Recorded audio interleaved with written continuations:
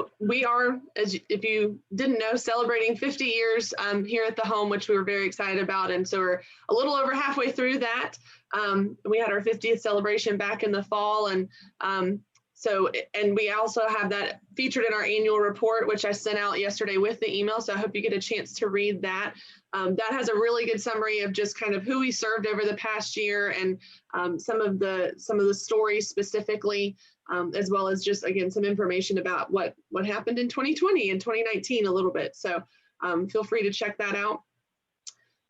Today, we're going to go over just some, like I said, just some things that we've got going on, things that we've had happen over the last year, as well as what's happening through 2021. So we'll talk a little bit about the impact of COVID, because we've gotten several questions just about that.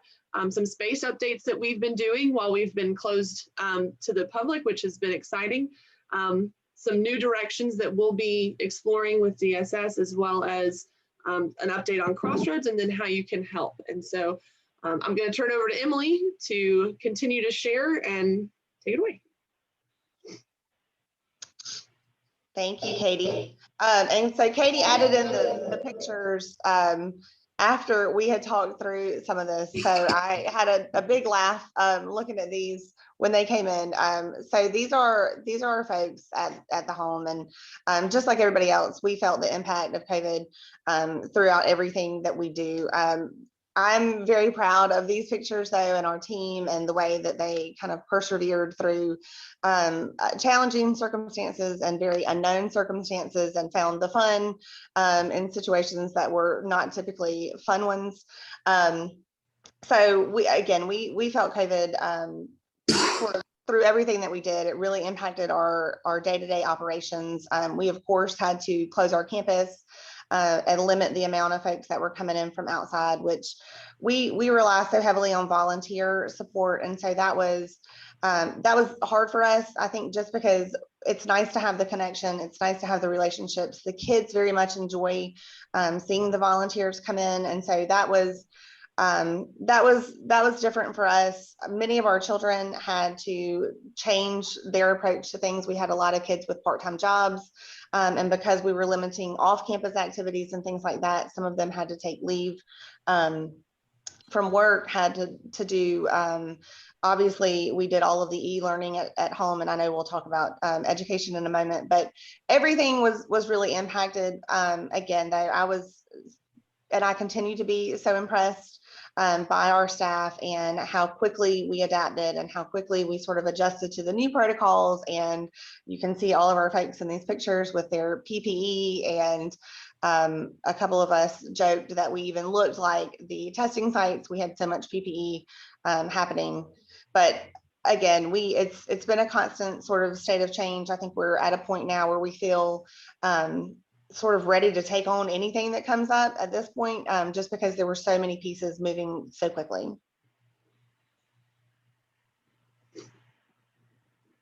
And of course, the kids, like I said, their schedules and their day-to-day lives were impacted the most. A lot of our kids did not get visits with family members as they typically would because of concerns about exposure, and just because things were shut down.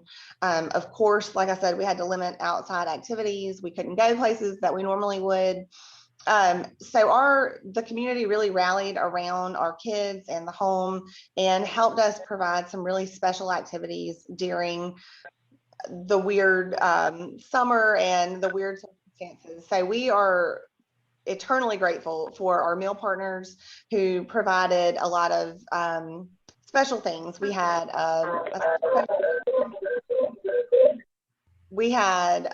some food trucks come in, which was exciting because the kids got to sort of pick their own things. And then we did have a lot of community support in helping us set up different types of activities for our kids. So we were able to have field day. We were able to have a water slide on campus. At one point, we had several different outings where we actually were able to go off campus and do some swimming and things like that, because it was only our group of children. And so those things sort of helped us keep our sanity a little bit during the summer, and as we were adjusting to everything and staying a little bit homebound. So again, we turned it around a little bit, and But the only way we were able to do those things is because of the support from our community.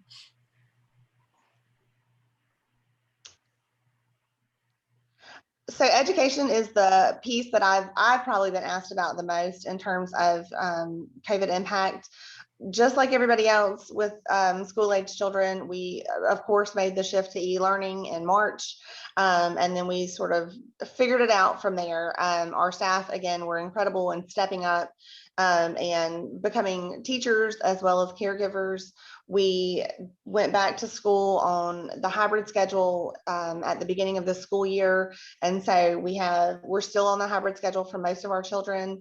Some of our younger children are back in school full time, but it's a different feel. And so we do have kids on campus several days a week doing virtual learning. Again, our staff are right there with them doing their studies, and our education coordinator is very busy trying to keep up with the multiple grade levels and assignments and teachers. But again, it's one of the things that we have certainly learned a lot through that process. And I think everybody at this point, though, is very excited about the idea of the children returning to school on a full-time basis, whenever that may be. So.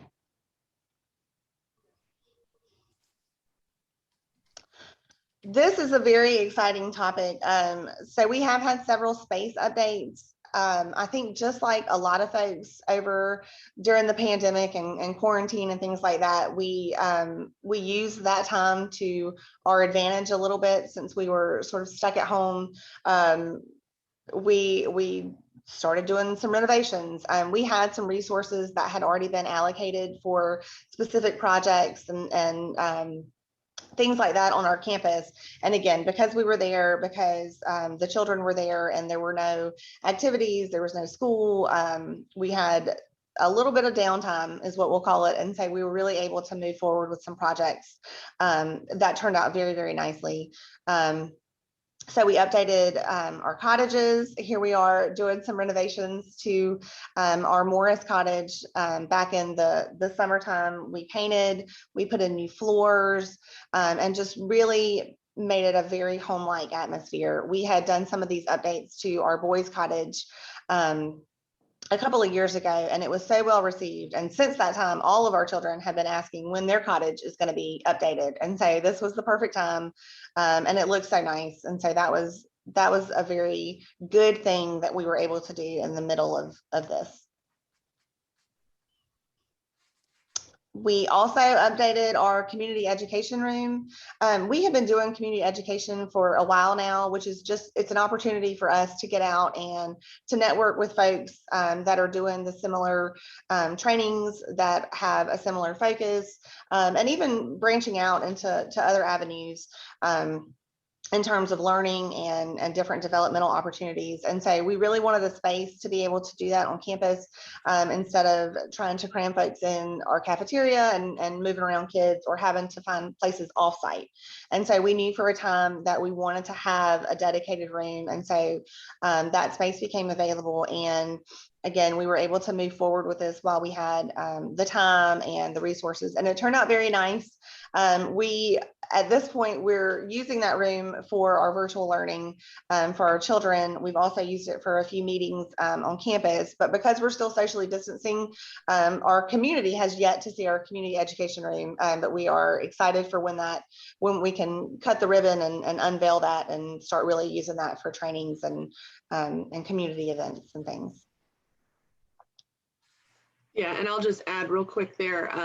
So we did the painting and the tables and everything that you see on the right-hand side, but it's still a work in progress. And so we've still, with these last few projects that Emily's going to talk about, they're still not quite finished yet. They're in the works, but yeah, so we've got some technology we'll be adding to this room to do some of the virtual meetings or hybrid meetings, as well as just to be able to present better in that room. So excited for all the I'm going to call them fun toys that are going to be added to that space for us to be able to do more for our community and for our kids. Well, and listen, I think one of the things all of us who have been doing renovations and updates have figured out during this time is that you're never done. So we look forward to more things that keep coming up. You know, as you make one space better, then you start looking at another one. So we're just constantly improving. We did do some updates to our dining room. We have some things kind of in the works. We're looking at some different equipment and some tables and chairs and things like that that will better suit the ages and the needs of our children. And so this is one of the ones that's in progress right now. And so as soon as we are ready to unveil the results, we are excited to share that. But that's going on now. We're making plans for that, for some things like flooring and paint. So that is coming up. And then this one was most recent. We have made some changes to sort of the common space in our administrative building. We had some old equipment and things in there that was outdated, and it did not really meet the needs of the children that we're serving currently. So we were able, again, just recently, I think they came in on Monday, to install some new cubicles. We redid the floors, which looked very nice. We had a time where it looked like a skating rink. And so I think some folks were sad to see the cubicles come in because we lost our potential hockey zone or whatever. But the cubicles are very, very nice. We are really excited to have this space because that's another area where our kids can go to do independent learning, where they can access computers to look for jobs, to work on resumes. And again, as we continue on with virtual learning, that's another space for them to have a quiet zone to really work and have a little bit of time outside of space with everybody else. We learned pretty quickly when we were doing e-learning back in the spring that we had to have them outside of the cottage doing homework and school on the computer in your bedroom or in your living room or in your pajamas. Did not work so well. And so now we've been really intentional about giving them some designated space so they can focus on these things.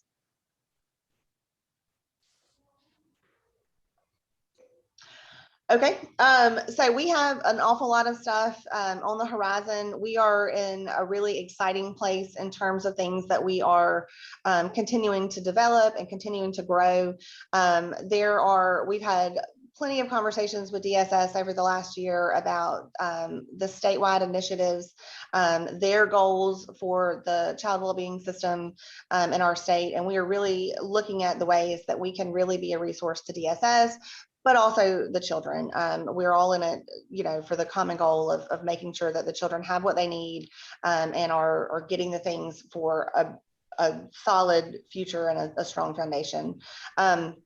So we are looking for some things that we can expand on there, specifically family engagement. DSS has some ideas of ways that providers and group homes like us can continue to connect with the families and help grow the families and develop the relationship between the child and the family members.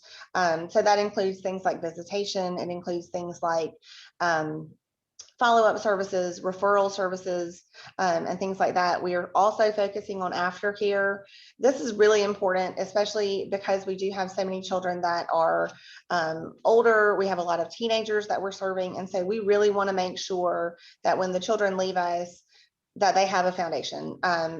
But more than that, that they also have a support system and a network. And so if things are to come up once they leave us and either go back to a relative or move on to their own for independence, that they have folks that they can still continue to rely on and lean on. And so we are, again, laying out this whole process so that it's very intentional, so that we have designated times that we follow up with the children, but also that they have multiple avenues that they can connect with us, again, just to check in, or certainly if they need something that they can follow up with us. And it's been a very interesting process because we do have children that sometimes seem to wait a particular amount of time until they've achieved something or until they have done what they told us they were going to do, and then they touch back with us. And so we've had kids that have waited to follow up with us until the day of graduation, or until they got that job, or until they had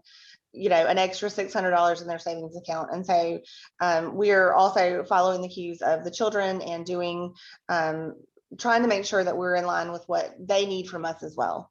So that has been a very interesting process, and I look forward to continue to grow our connection with our children and their families, as we move forward, because I think that that part is so important, to make sure that their future success and stability is there. And the transition age cottage, this is also a very exciting thing that we had been talking about and planning for some time. Again, we have a higher population of teenage residents, and so we really need for them to be able to have their own space. We try to hit the ground running when we get older residents come in, because the time frame is much shorter. And so we really want to make sure that they have the skills that they need, that they have the resources available, that they have the support system built so that they're prepared to move into independence. And so having a cottage specific to older residents where they can work on these things, and really sort of practice living independently with like-minded peers is very important. And so that's been sort of a recent transition for us as well, but one that I think is going to prove very beneficial to that group of children that we're serving.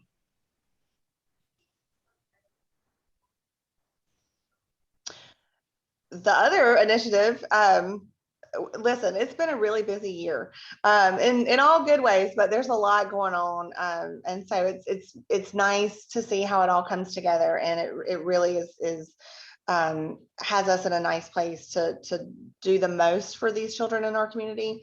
And so one of the other pieces of that really is our Crossroads program. And so through the coronavirus, when that first started and into now, we really had to look at our protocols and how we were handling things, how we were keeping all of our children safe. And one of the things that sort of kept coming up is these children that are in homeless and at-risk situations. And so we really want to make sure that we are reaching the children that need to know about our services, reaching the people that may know about these children, so that they know that the Crossroads program is here. And so we really spent some time here recently working on a marketing campaign for that. We developed a new video for the Crossroads program. We're working on word of mouth, and communicating sort of through the avenues where the children actually are, and just spending an intentional amount of time and focus on this particular program, because we know the kids are out there. We know that COVID has really sort of thrown things off for everybody, obviously, but also for children in these circumstances. And so this is very important to us. This is important to our community to make sure that we are continuing to focus on this.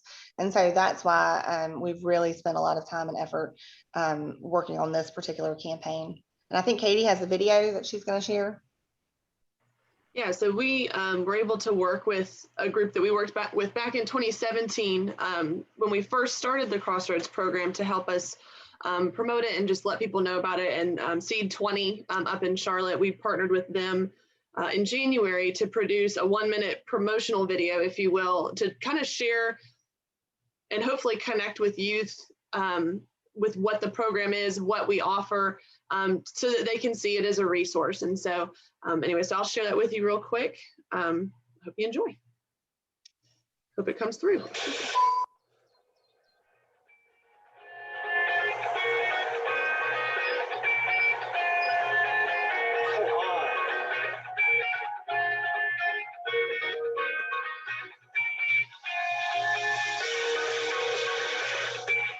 They have actually helped me a lot. It's a judgment-free zone. You can be yourself. You can make lots of friends. A few of the ways we have residents that come to the Crossroads program is giving them the basic necessities.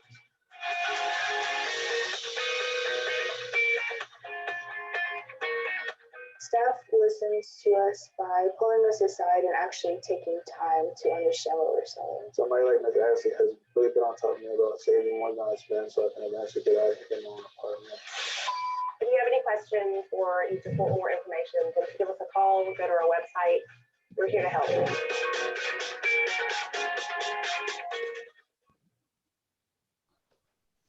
So we, in addition to setting up this video, we're working with Comporium, and we've started a digital campaign to really try and target youth online. You know, that sounds terrible when you say it like that, but really try and make sure that we're reaching them in places where they are. This is a very difficult population to reach. And so we have adjusted some of our efforts in our marketing and promotion of the program to try and make sure it's accessible to youth and it speaks to them. And as a part of this video, we actually pulled together a focus group of some of our kids to say, what would you like to see in the video? What do you think of our current videos? What would appeal to you? What is helpful and not helpful? What do you really think about the program? And so, and some of the kids were featured in the video that were a part of that group. And so we showed it to them throughout the stages of production, as well as following production and the final drafts and everything. And so it was a fun process to really hear from them as to what they were getting out of the program, what they wanted to see in terms of how they were presented. That was really neat as well. So like Emily said, lots of efforts with this to just make sure that we're accessible, that people know where we are, and particularly the kids, not just the agencies and the adults that are assisting them, which is very important, but really trying to get in the hands of the kids so that they have that resource whenever they need it. So. And I saw a question came through. The age range for the children in the Crossroads program is 17 to 21, so they can stay up to their 21st birthday. Yep. All right. I've got a question, Katie. Okay. Sorry, I was trying to hit next. There we go. Yes, Watts, what's your question? So with the Crossroads program, part of the initiative is to help these kids get on their feet so that they can live a successful life. Is that right? I mean, we need to help them right now, but we're trying to give them the independence and the map to success. Is that right? Yeah, so the Crossroads program is a program we developed in 2017 to help youth ages 17 up to age 21. Just the same, the age cutoff as our foster care program, but it's to really meet them where they are. They've all come in at different points. So they may have come in where they are still in school and they need, a year or more of support, or we've had a couple of kids that have come in and 3 months is what in their mind they needed to kind of get on their feet and get moving. So it really, it's a little different than maybe what we envisioned at the beginning. We were thinking that we would have more kids wanting to stay longer term. But what we found is, just like with our kids in our foster care program, their needs and their goals and where they're coming from and where they want to go is all so individualized. And so really trying to make sure that we're taking the time to assess where they are, assess where they want to go, and help them get those tools and get those resources to help them get there. So another question come in, how old do the volunteers need to be? So we have a minimum age for our family engagement opportunities at 12 right now, and I'll go into some of this right now actually of how you can help. So several of the questions that we had come in ahead of this had to do with volunteering, which we're so grateful for. This, as Emily has said, has been a difficult year as it relates to having people in and supporting us, where we usually have over 200 regular volunteers coming in and supporting our operations and helping with the kids. And so volunteering is certainly one of the ways to help. It just looks a little bit different right now, and it's a little bit limited. Throughout this year, as we move forward with opening back up, as we move, whatever that looks like, as we move forward, just like everybody else, one step at a time, we will continue to roll out opportunities for people to get involved in a volunteer capacity. Right now, what that looks like is becoming a meal partner is one of the big ways that you can help.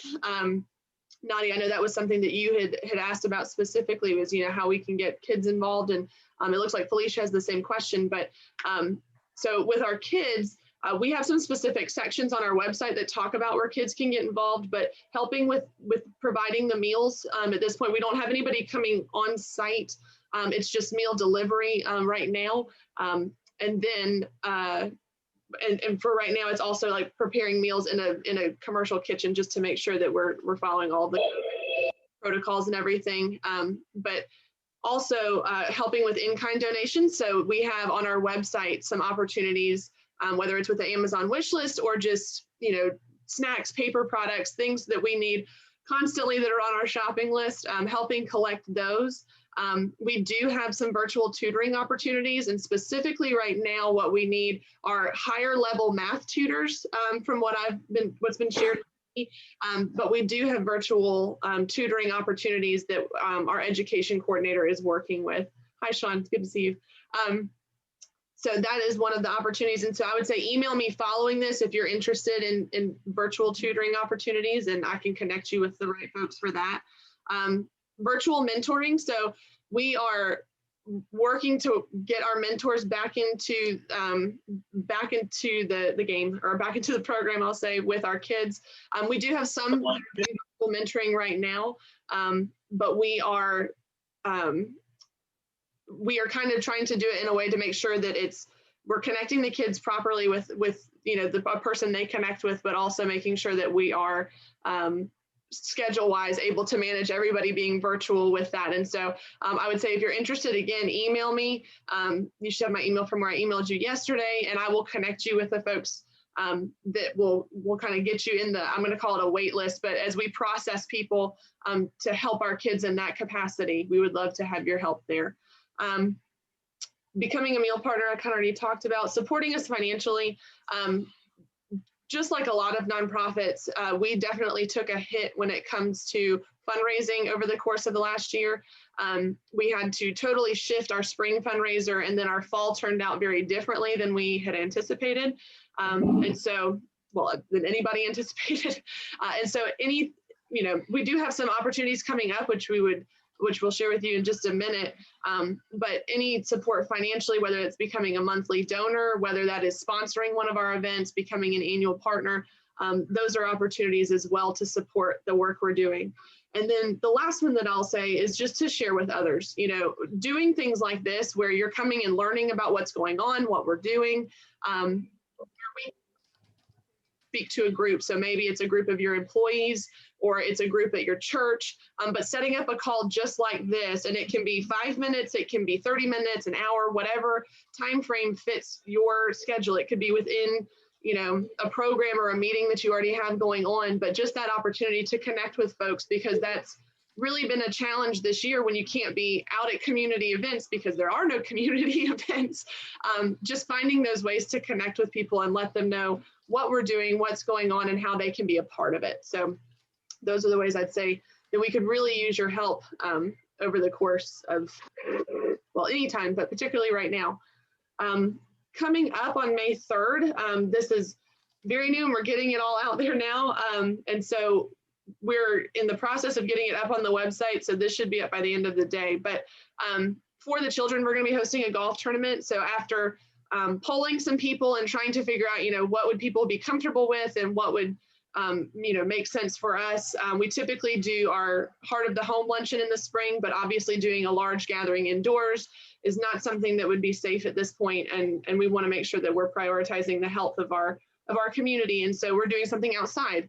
And so we'll have all the proper COVID protocols in place for this, but we will have a tournament that features on-course contests, a picnic following. So whether you are a golfer or whether you are a non-golfer but want to join in the fun, we'll have some opportunities for everybody. And so encourage you guys to check that out. We do have sponsorships that will be available with this. And like I said, we're getting that information up this week for people to start connecting and start joining in on the fun for that. I think that's all. Does anybody have any questions? Let me go through. I'm going to start with the questions that you guys submitted. I think we answered all the ones in the chat. Do you allow mentors to come in was one of the questions that we got. And as I mentioned, we have virtual mentoring right now, and typically we would have mentors coming in. At this point, we've kept everybody virtual just for COVID reasons, but hopefully we'll be able to start working people back into an in-person setting, but all in due time. Remotely helping with kids in the ways that I mentioned, helping, coordinate some of the meals, helping with some of the in-kind items. We do have snack packs, as well as just, if you go on our website to our volunteer page, we do have there's a specific section for kid opportunities. Another way is doing a fundraiser is, a third-party fundraiser, or a donor-led fundraiser is what we call them. But we've had some kids groups that have, some kids or groups that are kids that have really made a big impact in terms of raising dollars for the home. So one of them was a young man that he mowed lawns all summer and collected the money, and instead of keeping it, he donated it to the home. There's a sibling group, there's a pair of sisters, and they, over the last, I think, 3 or 4 years have put together a craft, sold it, and given the proceeds back to the home. And they've named themselves Sisters with a Purpose. And so we had a little boy that really wanted, instead of getting Christmas presents, wanted to collect presents for the kids. And so he collected some toys, and they delivered those earlier this month, which was really exciting. And he was, I think, 5 or 6 years old. And so there's lots of ways that kids can get involved where it's not direct on campus, which obviously is not an opportunity right now. But I think, thinking out of the box and, what are the ways that we can connect with their desire to want to help and be a part of what we're doing and impact the home. There's lots of ways to do that. And if you want to discuss any of those, again, I'm happy to share more or brainstorm with you. Let's see. Future plans and how volunteers can help. I think we answered that, but if we didn't, please ask it again in the chat, or you can unmute and ask us. Let's see. What are we praying for in 2021? I think we're all praying that the coronavirus begins to dissipate, but also just as we continue to pursue these new programs. And Emily, you jump in if if you have things to add to the answers to these questions. But I think we're really praying as we move forward with all of these programs that we're pursuing and the expansion of services, that we do it well, that we serve as many kids as possible, and that we're really reaching those that need our help the most.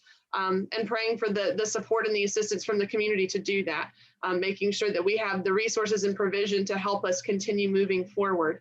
In terms of, another question was update on the number of kids that are homeless in York County, the number of students. We are continuing to try and work with the schools to get a number on that. As I mentioned, it's very difficult to pin that down, mostly because they don't want to be found. They don't want to be labeled as homeless. And so it's a really challenging number to get.